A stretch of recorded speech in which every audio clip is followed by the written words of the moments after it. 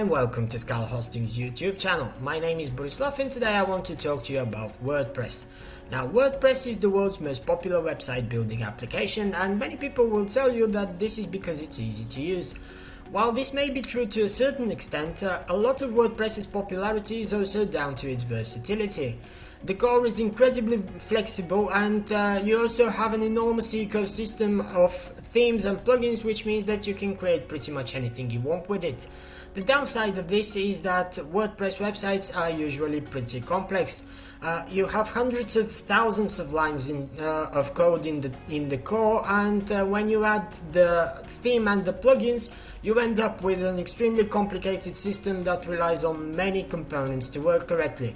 When things do go wrong, website administrators with limited technical skills often struggle to identify and fix the issue. To help them out, we've put together a list of the 40 most common WordPress errors, and we've included instructions on how to fix them. You'll see what may cause the common server errors, you'll see what you need to do in case of a white screen of death, and you'll get plenty of information on problems related to databases, and the other components that power your WordPress website. The article should give you a much clearer understanding of how WordPress works. You'll see what you can expect in terms of issues, and you'll learn what you need to do in order to mitigate the risk of downtime, error messages, and compromised performance.